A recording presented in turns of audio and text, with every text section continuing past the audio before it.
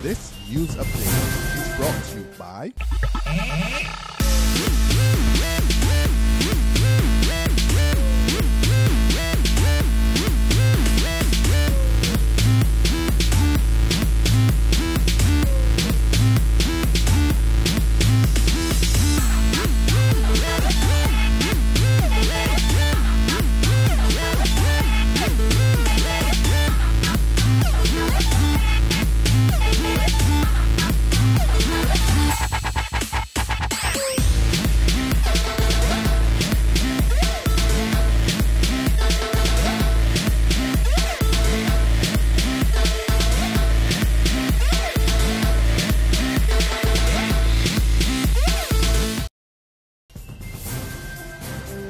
This is the 7 a.m. Barbados Today update for Wednesday, August 20th, 2014. Good morning, I'm Carol Williams.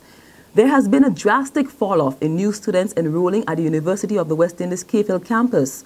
Official data obtained by Barbados Today shows a 59% drop in the Faculty of Humanities and Education. In social sciences, it's down 38%. Medical sciences, science and technology, and law also registered declines, though on a much smaller scale. Enrollment in medical sciences dropped by 13 students, while there will be 3 people less studying law. A university official who did not want to be named is blaming the decrease on the government's decision to have students pay their full tuition costs from September. Meantime, sources tell Barbados Today the university is making internal adjustments to cope with the situation, including relying less on part-time lecturers.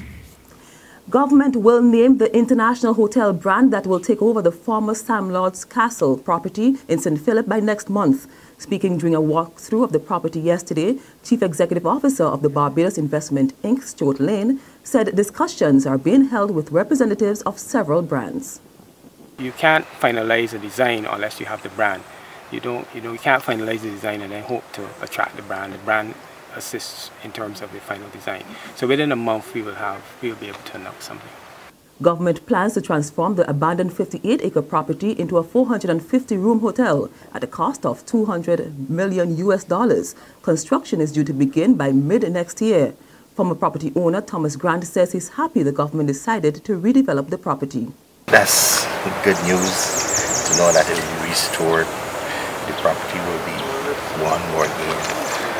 One that can be a showpiece of Barbados again. You know, that's very good for the country. You know, the government has taken it, and I'm sure that they will do a good job with it. And Mr. Stewart, he's well poised to take off and do whatever is necessary to have a fine product here that would really enhance the quality of the product in Barbados. Time to intervene. Head of the Barbados Renewable Energy Association, Clyde Griffith, tells Barbados Today the Frondel Stewart administration won't have any choice but to step in, following reports by the Barbados Light and Power Company that it's nearing its renewable energy gap.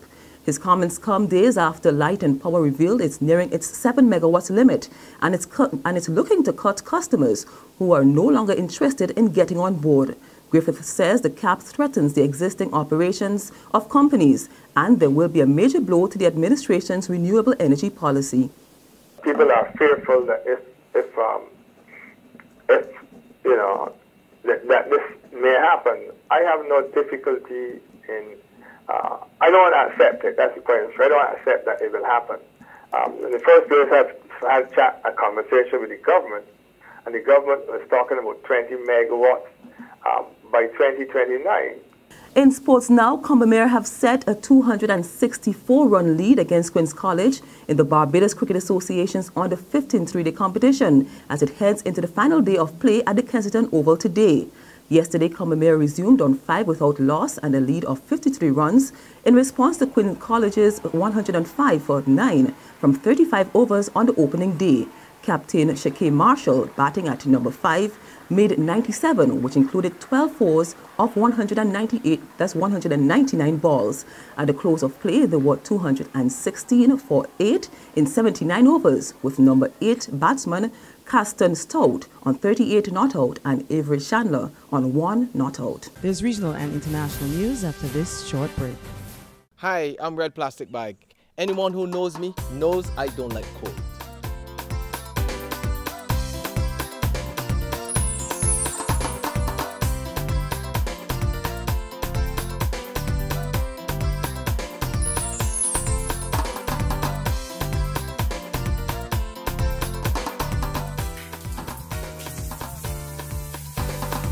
Sunshine reigns in my country. I love it.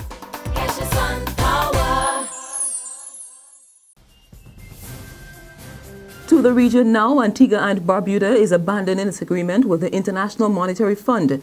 Prime Minister Gaston Brown has told the IMF that the country will opt out of the current agreement early and won't be taking a second loan because the program is hurting the country. He says talks are on the way with the president of Venezuela, Nicolas Maduro, to quickly pay off its more than $100 million loan from the fund. Over now to Turkey, where 25 police officers have been arrested on suspicion of spying and wiretapping. Yesterday's raids took place across 13 provinces and were part of an investigation into government corruption, which allegedly involved the Prime Minister's inner circle. In July, at least 67 police officers were detained as part of the crackdown. And that brings us to the end of our 7 a.m. Barbados Today update. We'll be back again at noon. Until then, remember to log on to www.barbadostoday.bb, subscribe to our e-paper and email updates, or better yet, like us on Facebook. You can also catch us on Izumi Media in bus terminals and Screenplay at supermarkets and gas stations near you for the latest news and sports. I'm Carol Williams. Have a wonderful day. This news update is brought to you by